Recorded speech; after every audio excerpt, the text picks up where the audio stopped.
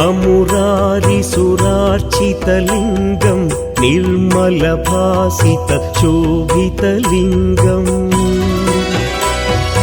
जन्मजदुःखविनाशकलिङ्गं तत्प्रणमामि सदा शिवलिङ्गम्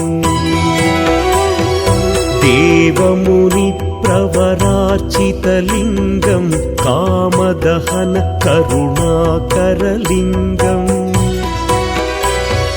रावणदर्पविनाशकलिङ्गं तत्प्रणमामि सदा शिवलिङ्गम्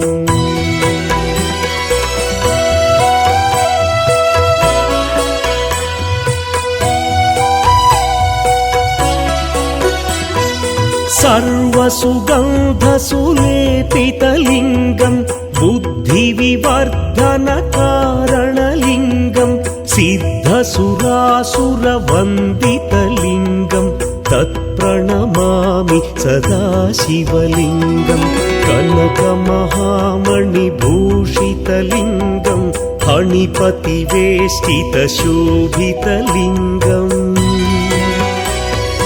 दक्षसुयज्ञविनाशनलिङ्गं तत्प्रणमामि सदा शिवलिङ्गम्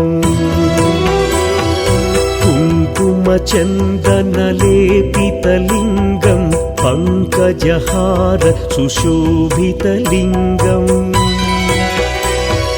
सञ्चितपापविनाशनलिङ्गं तत्प्रणमामि सदा शिवलिङ्गम्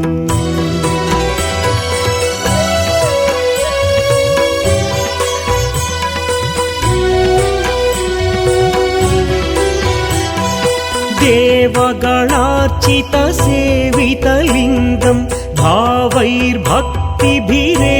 च लिङ्गं दिनकरकोटिप्रभाकरलिङ्गं तत्प्रणमामि सदा शिवलिङ्गम् अष्टदलोपरिवेष्टितलिङ्गं सर्वसमुद्भवकारणलिङ्गम्